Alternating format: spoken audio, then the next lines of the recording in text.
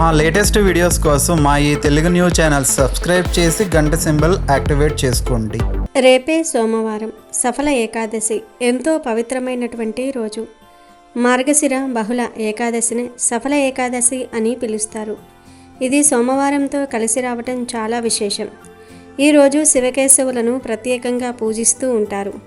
సోమవారం అంటే పరమేశ్వరుడికి ఎంతో ప్రీతిపాత్రమైనటువంటి రోజు. అలాగే ఏకాదశి అంటే విష్ణుమూర్తికి ఎంతో ప్రీతికరమైనటువంటి రోజు. ఇలా సోమవారం ఏకాదశి కలిసి వస్తే ఆ రోజు శివకేశవులకు ఎంతో ఇష్టమైన రోజుగా మారుతుంది. కాబట్టి ఈ రోజున ఇంట్లో ఆడవాళ్ళు మర్చిపోకుండా గుర్తుపెట్టుకుని ఈ కూరను వండితే చాలు, అందరూ ఈరోజు ఈ కూరను తింటే చాలు, కష్టాలు పోతాయి, కోట్లు దూసుకు వస్తాయి, అష్టైశ్వర్యాలు సిద్ధిస్తాయి, మహాపుణ్యం కలుగుతుంది, శివకేశవుల అనుగ్రహం కూడా కలుగుతుంది. మన ఇంట్లో ఉండే ఆడవారు, గృహిణులు ఈ విషయాన్ని చాలా జాగ్రత్తగా గుర్తుపెట్టుకోండి. ఎందుకంటే ఇంటికి శ్రీ మహాలక్ష్మి అంటే ఆడవారే కదా. వాళ్ళు చేసే చిన్న చిన్న పనులు, వాళ్ళు వండే వంటలు, వాళ్ళు పెట్టే నైవేద్యాలు ఆ ఇంటి మొత్తానికి శుభాన్ని లేదా అశుభాన్ని కలిగిస్తూ ఉంటాయి. అసలు మనం వండుకునే కూరలకు మనకు వచ్చే కష్టాలకు లేదా లాభాలకు సంబంధం ఉందా అని ఖచ్చితంగా ఉంటుంది. మన పెద్దవాళ్ళు, మన ఋషులు ఊరకే ఏమీ చెప్పలేదు. ఏ తిథిలో ఏ కూర తినాలి, ఏది తినకూడదు అని మనకు స్పష్టంగా శాస్త్రాల్లో వివరించారు. మనం ఏ ఆహారం తీసుకుంటామో మన మనసు, మన ఆలోచనలు, మన గ్రహస్థితిగతులు కూడా దానికి తగ్గట్టుగానే మారుతూ ఉంటాయి. అందుకే ఈ ఏకాదశి రోజున కొన్ని రకాల కూరలు తింటే సాక్షాత్తు లక్ష్మీదేవి మన ఇంట్లోకి నడిచి వస్తుంది. కష్టాలన్నీ తొలగిపోయి కోట్లు సంపాదించే యోగం కలుగుతుంది. అదే సమయంలో కొన్ని కూరలు పొరపాటున తిన్నా సరే ఉన్నదంతా పోగొట్టుకొని రోడ్డున పడే పరిస్థితి వస్తుంది అని పెద్దలు చెప్తూ ఉన్నారు. మరి ఇంతకీ రేపు ఏకాదశి రోజున మీరు తప్పనిసరిగా వండుకొని తినాల్సిన కూరలు ఏమిటి? ఏ కూర తింటే ఎలాంటి ఫలితం వస్తుంది? అలాగే పొరపాటున కూడా తినకూడని కూరలు ఏమిటి అనే విషయాన్ని కూడా చాలా వివరంగా తెలుసుకుందాం. ఫ్రెండ్స్, ఈ వీడియోని ఎక్కడా స్కిప్ చేయకుండా చివరి వరకు చూడండి. ఎందుకంటే ఇందులో చెప్పే ప్రతి విషయం మీ జీవితాన్ని మార్చేయగలదు, ఆర్థిక ఇబ్బందులను పోగొట్టగలదు. ఫ్రెండ్స్, వీడియోలోనికి వెళ్లే ముందు కామెంట్ బాక్స్లో ఓం నమః శివాయ, జై శ్రీమన్నారాయణ అని కామెంట్ చేయండి. అలాగే ఈ వీడియోకి ఒక లైక్ కొట్టి మాకు సపోర్ట్ చేయండి. ముందుగా ఈరోజు విశిష్టత గురించి చెప్పుకుంటే, సోమవారం అంటే శివుడికి ఇష్టం. అలాగే ఏకాదశి తిథి అంటే విష్ణువుకు అత్యంత ఇష్టం. సోమవారం ఏకాదశి కలిసి వచ్చిన ఈ రోజున సోమవాసం ఉండి విష్ణువును పూజించడం వల్ల సకల పాపాలు పోతాయి. అయితే అందరికీ ఉపవాసం ఉండటం కుదరకపోవచ్చు. అటువంటి వారు కనీసం ఉదయాన్నే లేచి తలస్నానం చేసి దగ్గరలో ఉన్న శివాలయానికి కానీ విష్ణు ఆలయానికి కానీ వెళ్ళి దర్శనం చేసుకోవటం చాలా మంచిది. శివుడికి అభిషేకం చేసిన, విష్ణువుకు తులసి దళాలతో పూజ చేసిన, లేదా కనీసం ఇంట్లో దేవుడి పటం ముందు దీపం వెలిగించి నమస్కారం చేసుకున్నా చాలు. ఆ దైవ అనుగ్రహం మీపై ఉంటుంది. శివాయ విష్ణు రూపాయ, శివరూపాయ విష్ణవే అని మనసులో స్మరించుకుంటూ ఈరోజు గడపడం వల్ల మనసు ప్రశాంతంగా ఉంటుంది. శివకేశవుల అనుగ్రహం కలుగుతుంది. సఫల ఏకాదశి మహత్యాన్ని శ్రీకృష్ణుడు ధర్మరాజుకు వివరించాడు. ఒకసారి ధర్మరాజు కృష్ణుణ్ణి, ఓ కృష్ణ, మార్గశిర మాస కృష్ణ పక్షంలో వచ్చే ఏకాదశి పేరేమిటి? దానిని ఏ విధంగా పాటించాలి? దయచేసి దీనిని నాకు వివరంగా చెప్పు అని వినయంగా అడిగాడు. ఈ ప్రశ్నకు దేవదేవుడైన శ్రీకృష్ణుడు ఈ విధంగా సమాధానమిచ్చాడు. ధర్మరాజా, సర్పములలో శ్రేష్ఠుడు ఉత్తముడైనట్లు, పక్షులలో గరుడు శ్రేష్ఠుడు అయినట్లు, యజ్ఞములలో అశ్వమేధ యజ్ఞం శ్రేష్టమైనట్లు, నదులలో గంగానది ఉత్తమమైనట్లు, నరులలో బ్రాహ్మణుడు శ్రేష్టమైనట్లు, వ్రతములలోకెల్లా ఏకాదశి వ్రతము సర్వోష్టమైనది. రాజోత్తమ, ఏకాదశి వ్రతపాలనం చేసేవాడు నాకు ఎంతో ప్రియమైనవాడు అవుతాడు. 5,000 సంవత్సరముల తపస్సు వలన కలిగే పుణ్యరాశి కేవలం ఈ ఏకాదశి వ్రతపాలన వలన సిద్ధిస్తుంది. ఈ ఏకాదశి మహత్యాన్ని తెలిపే కథ ఒకటి ఉంది. నీకు ఆ కథ చెప్తాను, శ్రద్ధగా విను అని శ్రీకృష్ణుడు ధర్మరాజుతో ఎలా చెప్పసాగాడు. పూర్వం మహిష్మంతుడనే ఒక సుప్రసిద్ధుడైన రాజు చంపావతి పురాన్ని పాలించేవాడు. ఆ రాజుకు 4 పుత్రులు. వారిలో జ్యేష్ఠుడైన లంపకుడు పరమ పాపి. బ్రాహ్మణులను, వైష్ణవులను, దేవతలను సదా నిందించే స్వభావం కలిగిన లంపకుడు జూదం, వ్యభిచారం, పట్ల ఆసక్తుడై ఉండేవాడు. అందువలన రాజు అతనిని దేశ బహిష్కరణ చేశాడు. అప్పుడు లంపకుడు అడవిలో నివసిస్తూ రాత్రివేళల్లో తన తండ్రి రాజ్యంలోని ప్రజల ధనమును కొల్లగొట్టేవాడు. ఆ విధంగా అతడు ధనమును కొల్లగొట్టినా కూడా రాజకుమారుడని భావించి జనులు అతనిని విడిచిపెట్టేవారు. ఏమీ దొరకక లంపకుడు మంచి మాంసం తింటూ జీవనాన్ని గడపసాగాడు. అతడి ఉండే అడవిలో ఒక అశ్వత్థ వృక్షం ఉన్నది. అది దేవతల వలె పూజనీయమైనది. లంపకుడు ఆ చెట్టు క్రింద కొంతకాలం జీవించాడు. అతడు ఆ విధంగా జీవించే సమయంలో కాకతాళీయంగా మార్గశిర కృష్ణపక్ష ఏకాదశి వచ్చింది. అలసట, దుర్బలత కారణంగా లంపకుడు ఏకాదశికి ముందు రోజు స్పృహ తప్పినవాడై ఏకాదశి రోజు మధ్యాహ్నం వేళకు తిరిగి స్పృహను పొందాడు. ఆకలి పీడితుడై అతడు ఎంతగా బలహీనపడ్డాడంటే ఆ రోజు అతడు జంతువులను చంపే అవకాశమే కలుగలేదు. ఇంతలో సూర్యాస్తమయం అయ్యింది. ఆకలితో ఆ రాత్రంతా లంపకుడికి నిద్ర పట్టలేదు. దాంతో తెలియకుండానే ఆ రాత్రి అతడు జాగరణ చేశాడు. ఆ రోజంతా ఏమీ తినకపోవటం వలన ఉపవాసం చేసినట్టు అయ్యింది. రాత్రంతా మేలుకుడి ఉండటం వలన జాగరణ చేసిన ఫలం వచ్చింది. ఉపవాసము, జాగరణ ఫలంగా అతడు సఫల ఏకాదశి వ్రతపాలనం చేసినట్లు అయ్యింది. సాధకుడు చేసే వ్రతపాలనను విష్ణుమూర్తి చక్కగా స్వీకరిస్తాడు. ఈ ఏకాదశి వ్రతపాలన ఫలంగా లంపకునికి ఐశ్వర్యయుతమైన రాజ్యం సంప్రాప్తిస్తుంది. మర్నాడు పొద్దున ఒక దివ్యమైన అశ్వం అతని ముందు వచ్చి నిలబడింది.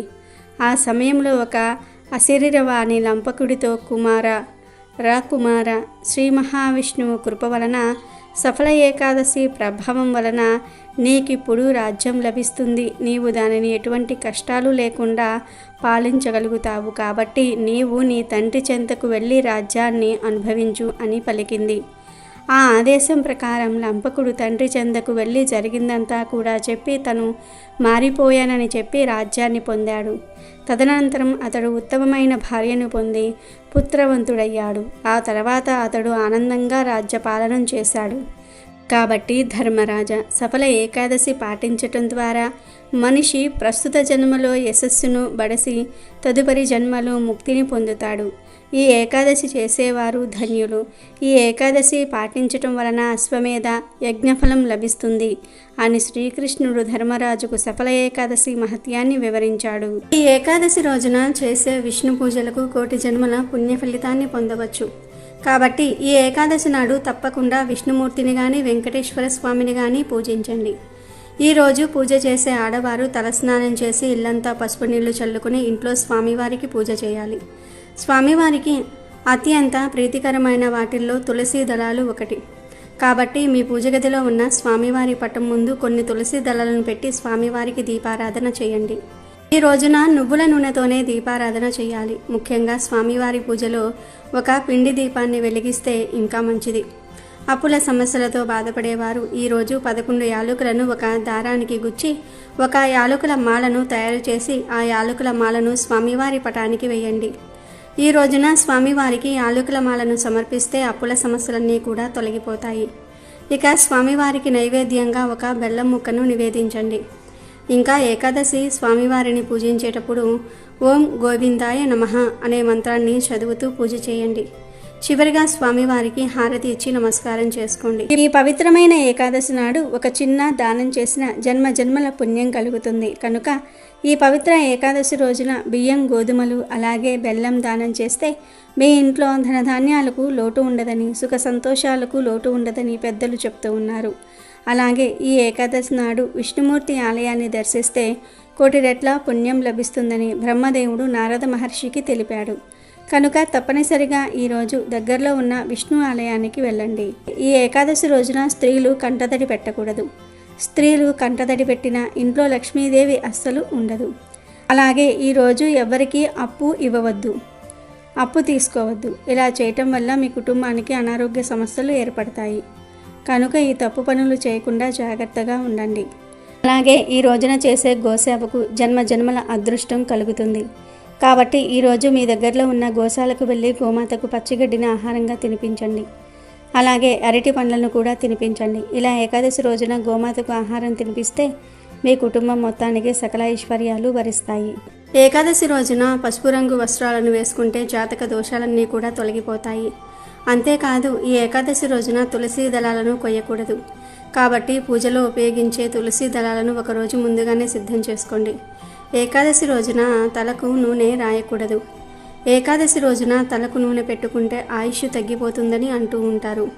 మీ ఇంట్లో ఆదాయానికి మించిన ఖర్చులు ఉంటే ఈ ఏకాదశి రోజున మీ ఇంటి గుమ్మానికి నిమ్మకాయలు కట్టుకోండి. అలా కట్టడం వలన మీ ఇంటికి ఉన్న డబ్బు సమస్యలు తొలగిపోతాయి. ఈ ఏకాదశి రోజున ఒక పసుపు వస్త్రం తీసుకొని అందులో 7 లవంగాలు వేసి వాటిని మూట కట్టి దాన్ని మీ బీరువాలో పెట్టుకోండి. ఏకాదశి రోజున ఇలా చేస్తే మీ ఇంట్లోకి విపరీతంగా డబ్బు వస్తుంది.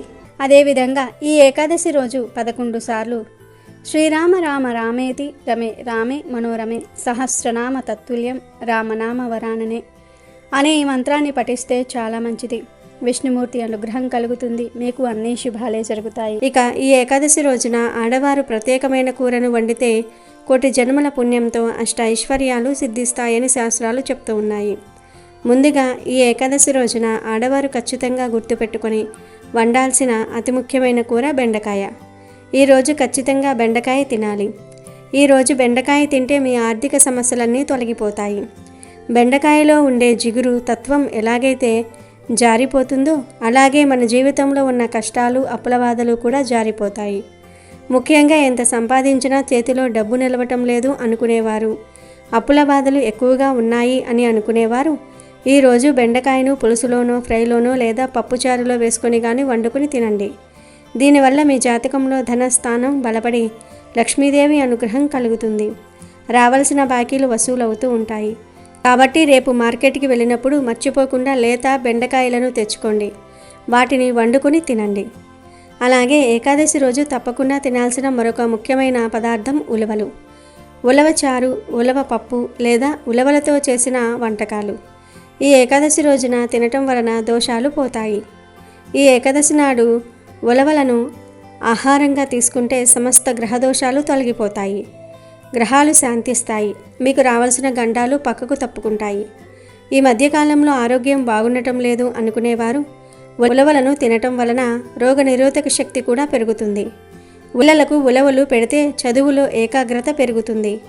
భయాలు పోతాయి. కాబట్టి ఈరోజు కనీసం ఉలవ చారు అయినా పెట్టుకుని అన్నంలో కలుపుకొని తినండి. మీ కష్టాలన్నీ తీరిపోతాయి. ఇక తర్వాత చెప్పుకోవలసిన అద్భుతమైన కూర మునగాకు కూర. మునగ చెట్టు సాక్షాత్తు దైవ స్వరూపం. ఈ ఏకాదశి రోజున మునగాకు కూర తింటే విపరీతమైన ధనలాభం కలుగుతుంది. మునగాకు మన జాతకంలో శుక్ర దోషాలను పోగొడుతుంది. శుక్రుడు అంటేనే భోగభాగ్యాలకు కారకుడు. ఆర్థిక ఇబ్బందుల్లో ఉన్నవారు, అప్పుల వల్ల గొడవలు ఉన్నవారు ఈరోజు మునగాకును పప్పులో వేసుకుని కానీ పొడి కూరలాగా కానీ చేసుకుని తినండి.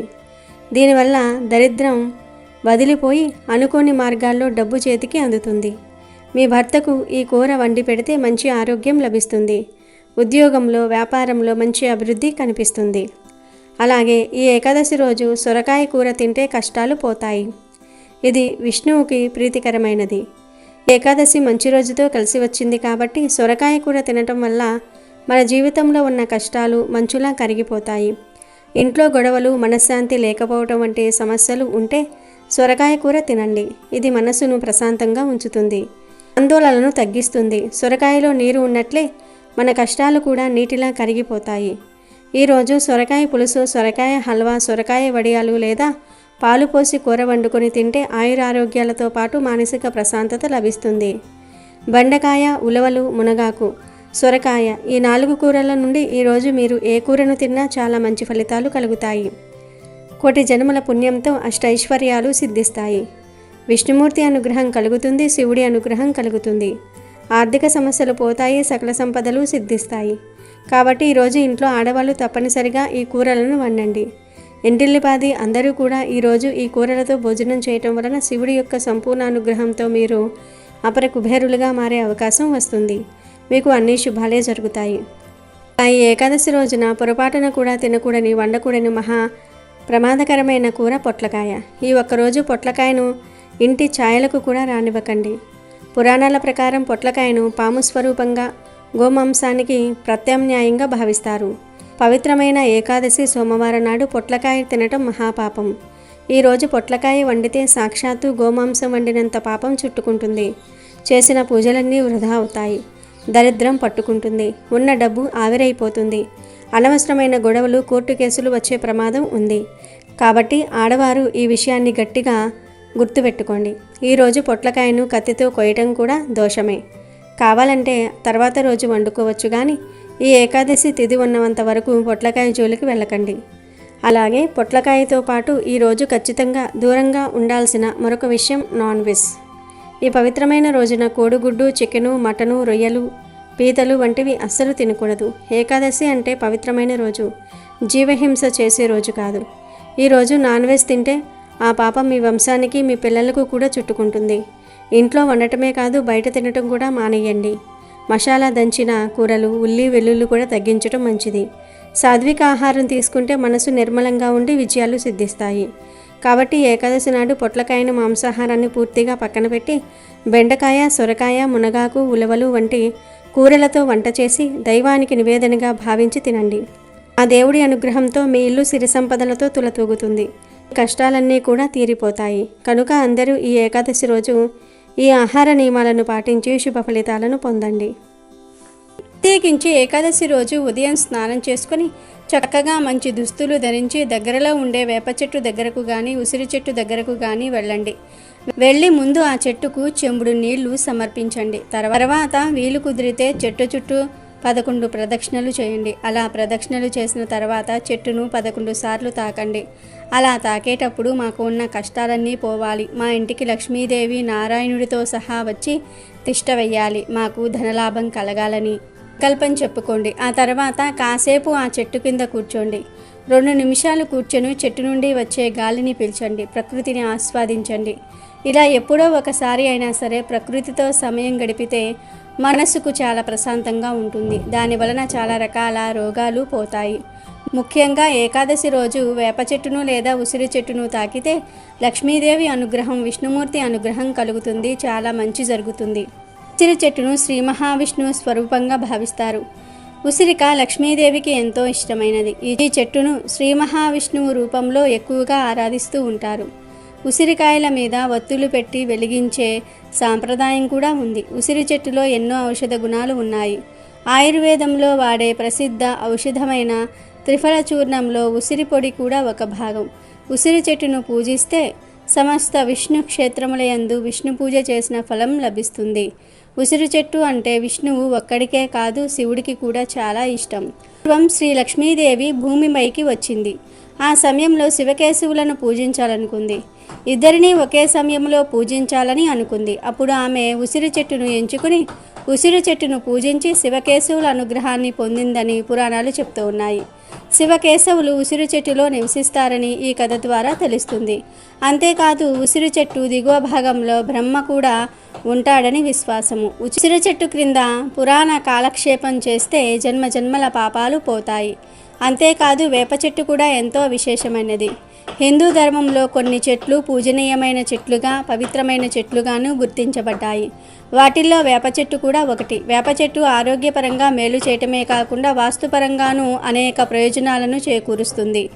శుభకార్యమైన, పండగ అయిన మామిడాకులు ఎంత ముఖ్యంగా అలంకరిస్తామో వాటికి మన సాంప్రదాయంలో ఎంత ప్రాధాన్యత ఉందో అంతే ప్రాముఖ్యత వేప ఆకుకు కూడా ఉంది. వేప చెట్టు చాలా పవిత్రమైనది.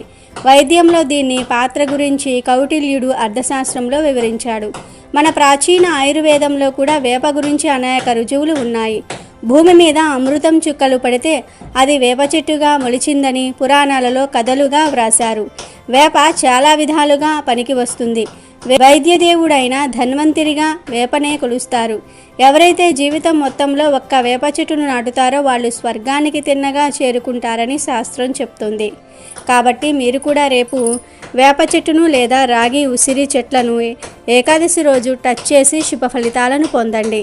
ఈ కలియుగంలో చాలామందికి ఏకాదశి ప్రాముఖ్యత తెలియటం లేదు. ఏకాదశి రోజు రకరకాల తప్పులు చేస్తూ ఉన్నారు. ఏకాదశి అంటే ఏక ప్లస్ దశ అంటే 11 అని అర్థం. 5 జ్ఞానేంద్రియాలు, 5 కర్మేంద్రియాలు, ఒక మనసు, ఈ 11 ఉండబట్టే మన జీవితం ముందుకు నడుస్తుంది. ఈ 11 ఇంద్రియాలను పవిత్రంగా అదుపులో ఉంచుకోవటమే ఏకాదశి. నాలుక, ముక్కు, చెవి, కన్ను, చర్మం ఇవి 5 జ్ఞానేంద్రియాలు. వీటి వలనే మనకు సెన్స్ తెలుస్తుంది. ఏకాదశి రోజు ఈ 5టిని పవిత్రంగా ఉంచుకోవాలి. నాలుకను పవిత్రంగా ఉంచుకోవడానికి మాంసం, మద్యం, తాంబూలం వేసుకోవటం, పరుల తిండిని ఏకాదశి రోజు పక్కన పెట్టేయాలి. అలాగే చెవి, ముక్కు, కన్ను, చర్మం వీటికి సంబంధించి కూడా పవిత్రంగా ఉండాలి. అంటే ఇరుగు పొరుగు వారి మీద చాడీలు వినకుండా, చూడకూడనివి చూడకుండా ఉంటే అప్పుడు ఈ జ్ఞానేంద్రియాలను పవిత్రంగా ఉంచుకున్నట్లు అవుతుంది. అలాగే ఏకాదశి రోజు అసలు అభ్యంగన స్నానం చేయకూడదు. అంటే తలంటు స్నానం చేయకూడదు. ఎందుకంటే అది భోగదాయకం. అలాగే ఏకాదశి రోజు క్షవరం చేయించుకోకూడదు. తల మీద నీళ్లు పోసుకుని స్నానం చేయొచ్చు. మృత్తికా స్నానం చేస్తే ఇంకా మంచిది. మృత్తికా స్నానం అంటే మట్టిని, నువ్వుల పిండిని, ఆవు పేడను ఈ మూడిటిని కలిపి ఒంటికి పట్టించుకొని స్నానం చేస్తే దానిని మృత్తికా స్నానం అంటారు. ఈ 3 పదార్థాలు దివ్యమైన ఔషధ గుణాలను కలిగి ఉంటాయి. ఈ మృత్తికా స్నానం చేసే శరీరానికి చాలా మేలు జరుగుతుంది. వాక్కు, చేతులు, కాలు, మలద్వారం, మూత్రద్వారం ఈ 5 కర్మేంద్రియాలు. ఈ కర్మేంద్రియాలతో కూడా ఎటువంటి తప్పులు చేయకూడదు. అంటే పరులను నిందించకూడదు, బాధ పెట్టకూడదు. పాషాండులతో చర్చలకు, వాదనలకు దిగకండి. అలాగే దశమి రాత్రి నుండి ద్వాదశి రోజు పారణ చేసే వరకు బ్రహ్మచర్యం పాటించాలి. ఇలా ఈ తప్పులు చేయకుండా ఉండగలిగితే గనుక జ్ఞానేంద్రియాలు, కర్మేంద్రియాలు, మనసు ఇవన్నీ పవిత్రంగా ఉంటాయి. ఇది ఏకాదశి చేసే పద్ధతి. దీనితో పాటు ఏకాదశి పూజ చేసుకోవాలి. ఏకాదశి ఉపవాసాన్ని 12 ఏళ్లలోపు పిల్లలు, 65 ఏళ్లు దాటిన వృద్ధులు చేయకూడదు. ఏకాదశిని గృహస్థులు, బ్రహ్మచారులు, సన్యాసులు, వితంతువులు ఎవరైనా సరే చేసుకోవచ్చు. ఏ కులం వారైనా సరే చేసుకోవచ్చు. కాబట్టి ఆరోగ్యపరంగా, ఆధ్యాత్మిక పరంగా ఎన్నో ప్రయోజనాలు అందించే ఏకాదశిని ఎవ్వరూ వదలవద్దు. ఏకాదశిని ఆచరించి శుభ ఫలితాలను పొందండి. విష్ణుమూర్తి అనుగ్రహంతో సంతోషంగా జీవించండి. వీడియో నచ్చితే లైక్ చేయండి, షేర్ చేయండి, బట్ సబ్స్క్రైబ్ చేసుకోవడం మర్చిపోవద్దు.